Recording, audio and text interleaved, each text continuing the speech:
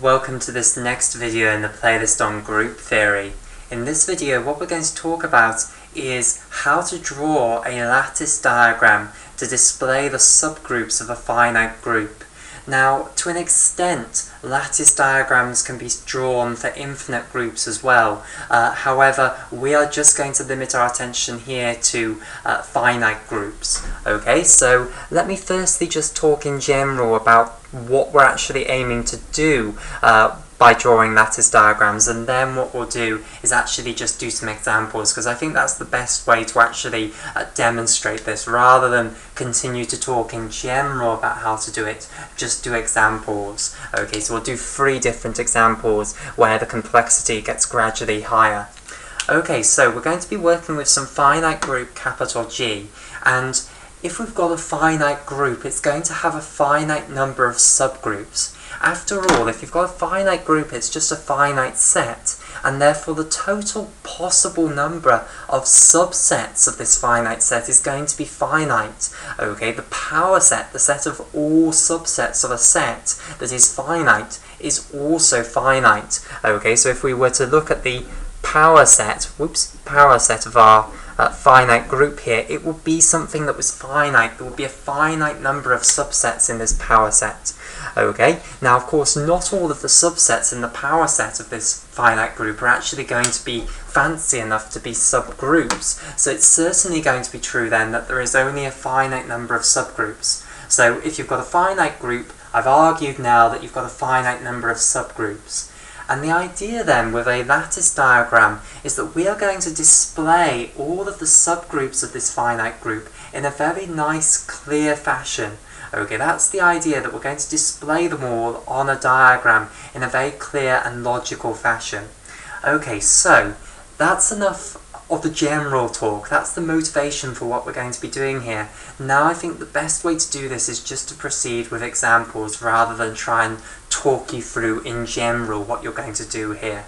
Okay, so we're going to start off with a very simple example, and the simple finite group that we're going to take is the cyclic group on the set of 4 elements, so C4, also called Z4, like so. Okay, so whichever name you prefer, this is the cyclic group on the set of 4 elements. Now of course this is a beautiful finite group because it's only got 4 elements, so it's very nice and simple.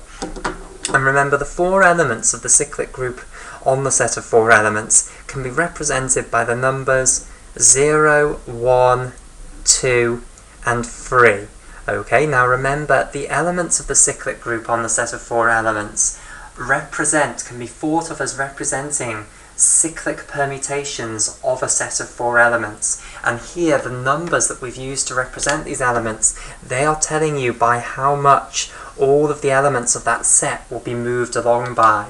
So 0 will represent the permutation which moves everything along by nothing, 1 will represent the permutation that moves everything along by 1, 2 will represent the permutation that moves everything along by 2, and 3 will represent the permutation that moves everything along by 3. And then if we compose these elements together, the way that it will work, and it's often called addition, is it will end up being addition modulo 4. And the reason is that if you add 2 of these together, okay, you're just going to end up moving everything, or rather if you compose these 2 together, I should call it composition firstly. If you compose 2 of these together, you're just going to end up moving everything along by these 2 numbers added together. Now if you move something along by 4, that's the same as moving everything along by nothing, because remember, the set that we are moving everything along in has only 4 elements. Okay, so if you for instance compose 2 and 3 together, then you'd add the 2 of them together and get 5. What you'd then have to do is take away the 4. So you take away 4 and get 1, and that leftover bit would be how much you've overall now moved along by. So 3 composed with 2 would be 1. So indeed, composition here is addition modulo 4. So if I just draw out the composition table here, so I'll give every single element a column, like so, and every single element a row as well, like so. So here this is going to be my composition table.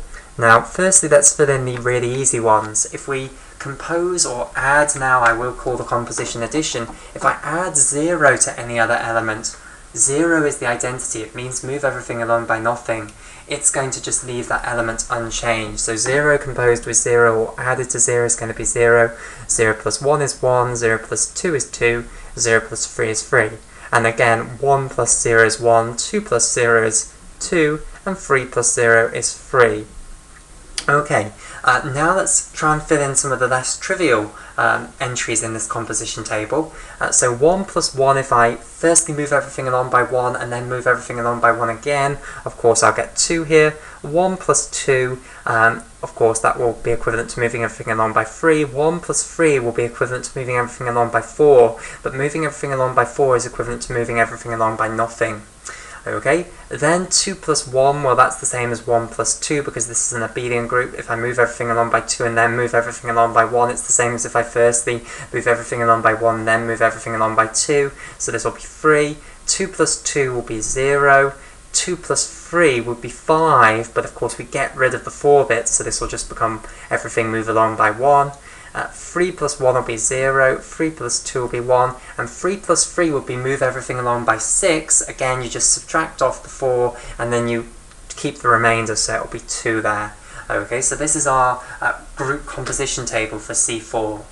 Okay, so our next question is going to be find all of the subgroups of this group so that we can actually draw a lattice diagram of subgroups for it.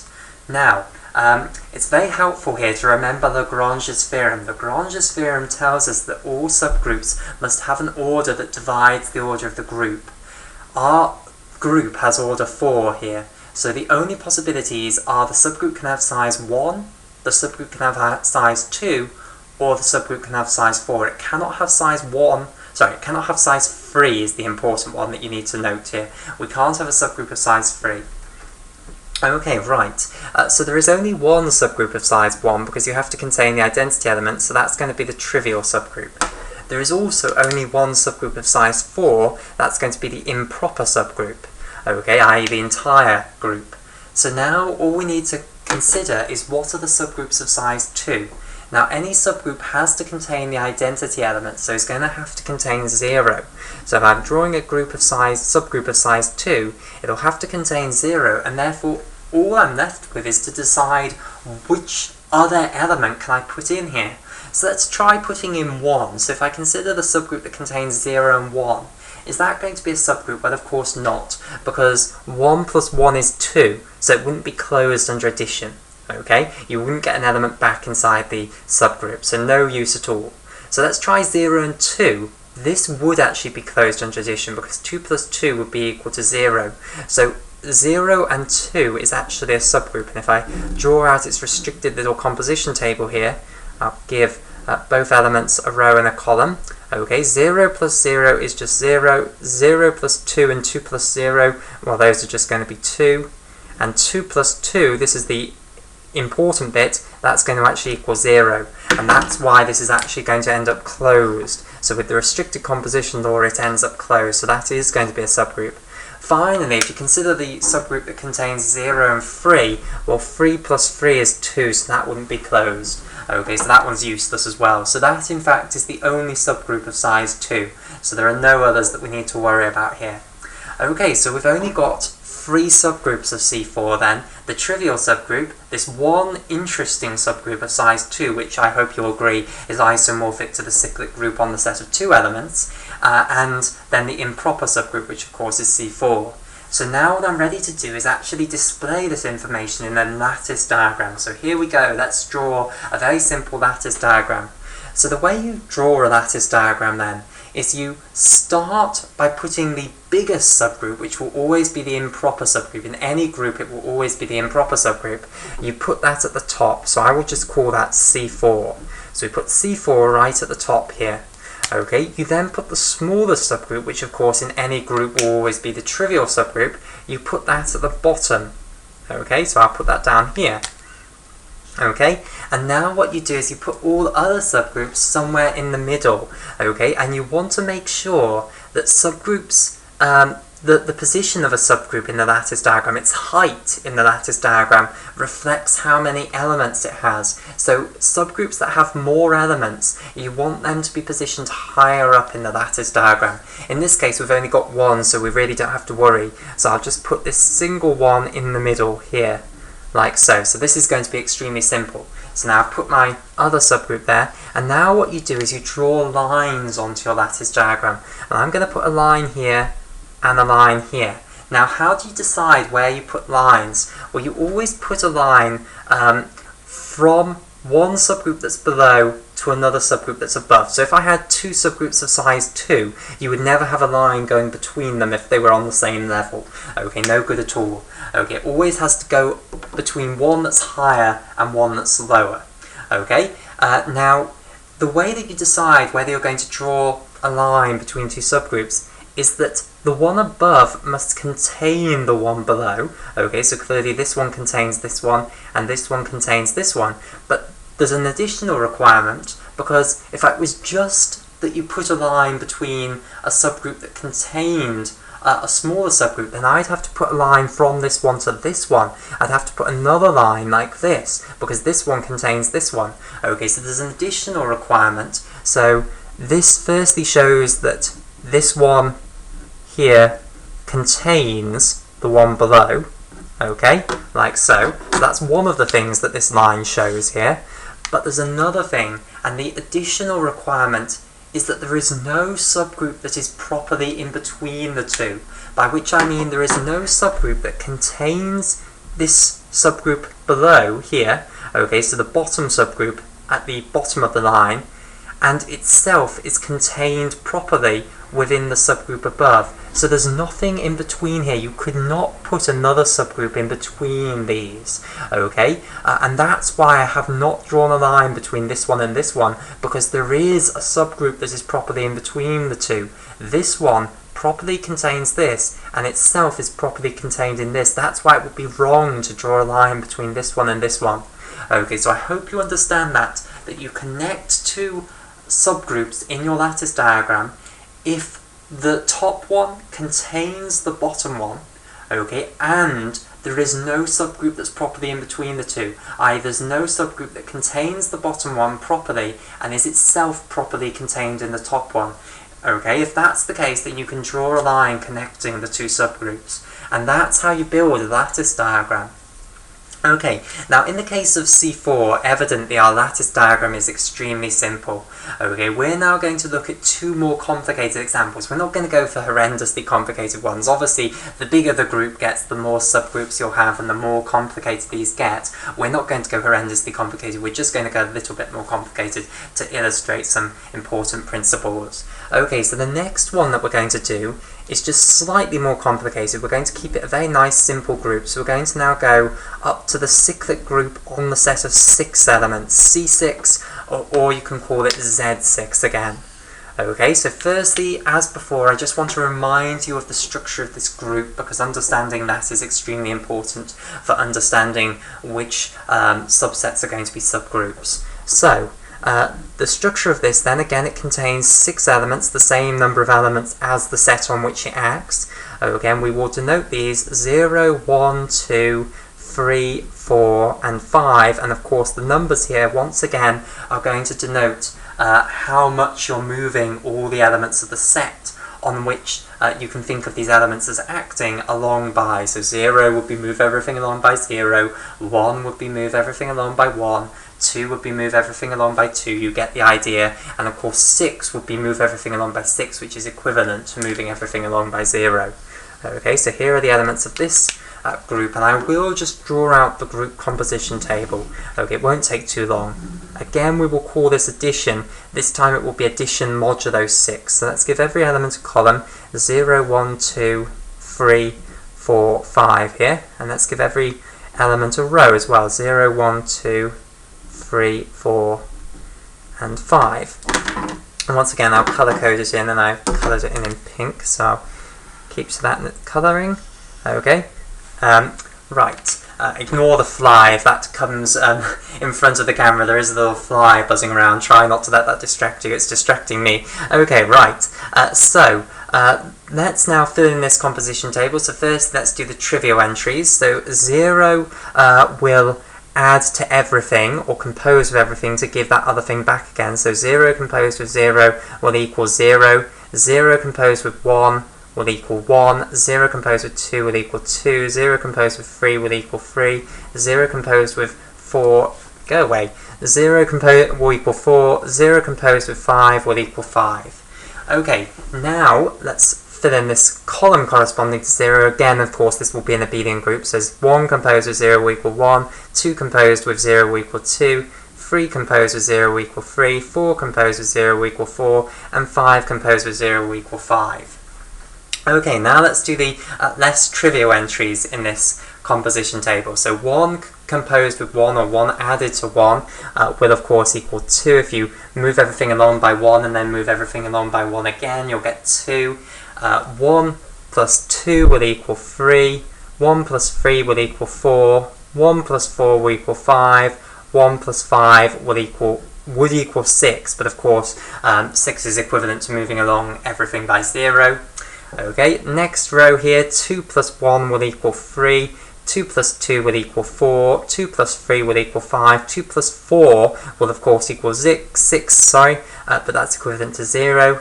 2 plus 5 will then equal 1, 3 plus 1 will equal 4, 3 plus 2 will equal 5, 3 plus 3 will equal 0, 3 plus 4 will equal 1. Again, I'll just explain that 3 plus 4 would equal 7, but then you take away the 6 and now it's equivalent to 1. 3 plus 5 would equal 8, again take away the 6 and now it's equivalent to 2. 4 plus 1 would equal 5, 4 plus 2 would equal 0, 4 plus 3 would equal 7, which is equivalent to 1, 4 plus 4 would equal 2, 4 plus 5 would be 9, move everything along by 9, but moving everything along by 9 is equivalent to moving everything along by 3.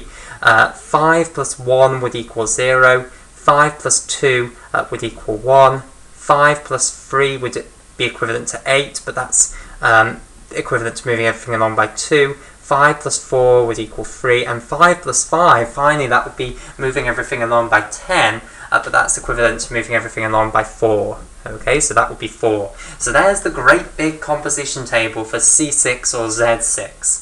Okay, what we now want to consider are what are the subgroups of C6. Okay, so it's got 6 elements, so again, using Lagrange's theorem, the only possible subgroups are going to be size 1, size 2, size 3, and size 6. No subgroups of size 4 or size 5, because those wouldn't divide the order of the group.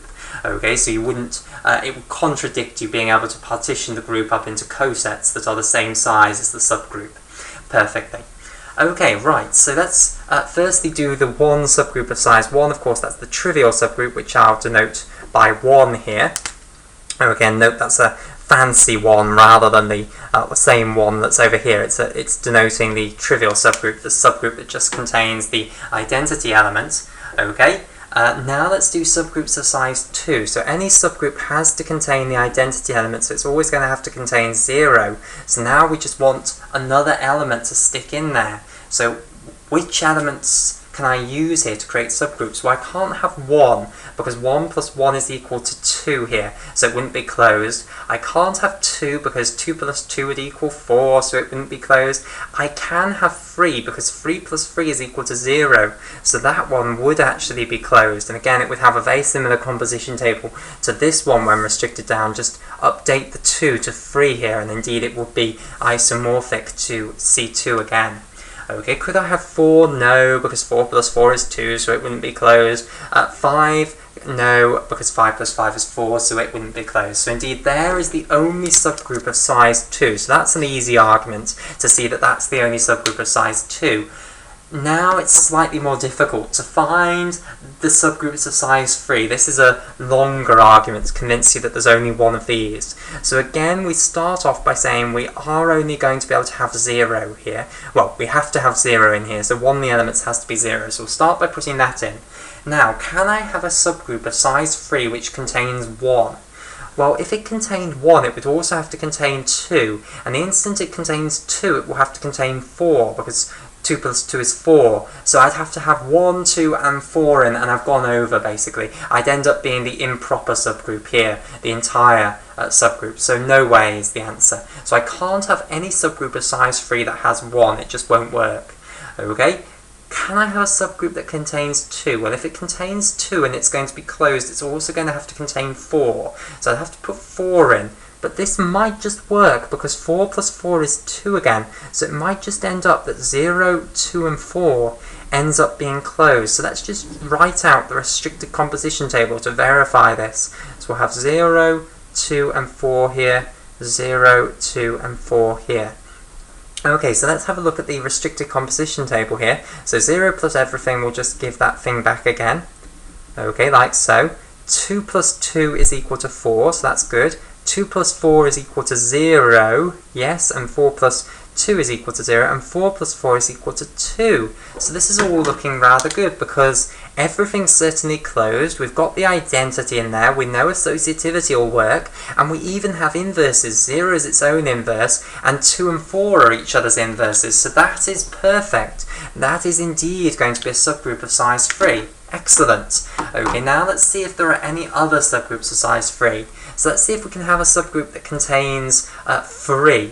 So if we have 0 and 3, well, 3 plus 3 is 0, so that's already closed, so we then have to find some other element to add on.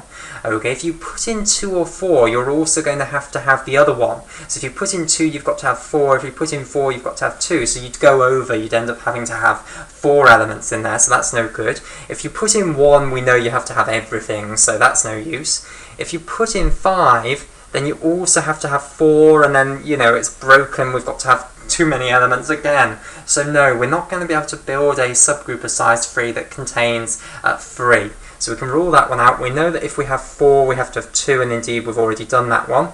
If we try 5 now, so if we had 0 and 5, then we'll also have to have 4, and we know the instant we have 4, we have to have 2, so that doesn't work either. Okay, so there is the arguments as to why that is indeed the only subgroup of size 3 that you can build for the cyclic group on the set of 6 elements now. Okay, excellent. So we've got our 4 subgroups now. The trivial subgroup, the improper subgroup, one subgroup of size 2, and one subgroup of size 3. So this one's lattice diagram will be slightly more complicated. So again, we start by putting the biggest subgroup on, which is the improper subgroup, so C6 here. Then we put on the trivial subgroup right down at the bottom, the smallest one, 1 here. So I'll colour this all in, so I'll have it in pink here.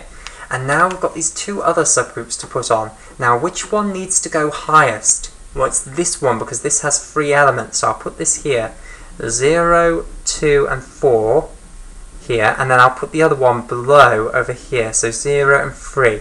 So because this one's got 3 elements and this one's got 2 elements, I've ranked this one higher up in my lattice diagram. Okay, that's how you do it. You determine the height at which you're going to display your subgroup by how many elements it's got. The height should illustrate how big the subgroup actually is. Now let's draw some lines. Well, of course, we'll draw a line from here to here because this one contains this one, and of course there's no subgroup that's properly in between the two because we've got all subgroups here and there's certainly nothing in between those two. Okay, again we'll have a line from here to here because this one contains this one. Remember, this is just equal to the subgroup that contains 0 and 0 alone here. Okay, and again there's nothing in between them, there's no subgroup that's in between them. Then we draw a line from this one to this one because this one certainly contains this, and again there's no subgroup that's properly in between them. And again we draw a line from this one to this one because this one is contained in this one and there's no proper subgroup in between them. Okay, so there, and I'll just finish off colouring it in pink, there is now our lattice diagram, slightly more complicated than the lattice diagram of C4 for C6. Okay, so we'll have a break here, and then in the next video what we'll do is our most complicated one that we're even going to attempt, which is the symmetric group on the set of 3 elements. And then what we'll do is just make a few general comments about lattice diagrams and why they're useful.